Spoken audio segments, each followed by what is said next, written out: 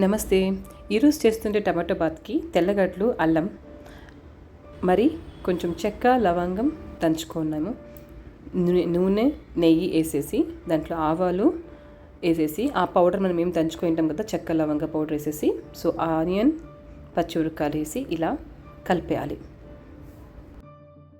అల్లం తెల్లగడ్డలతో పాటు టమాటో వేసుకొని ప్యూరీ చేసుకొని ఇలా మనం యాడ్ చేసుకోవాలి.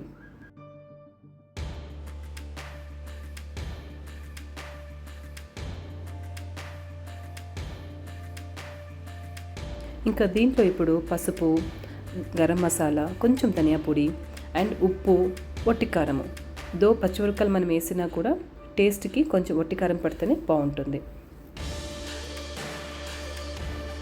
ఇప్పుడు చిన్నగా కట్ చేసి పెట్టుకున్న టమాటో కూడా యాడ్ చేసేసి బాగా కలిపేసి క్లోజ్ చేసేసి బాగా మగ్గనివ్వాలి. ఉడికించుకొని పెట్టుకున్న బాస్మతి రైస్ని నేను ఈరోజు యాడ్ చేసేసి ఇలా బాగా కలిపేయాలి. సోనా మసూరి రైస్ కూడా మనం ట్రై చేయొచ్చు, చాలా బాగుంటుంది. కాలే టమాటో రైస్ రెడీ.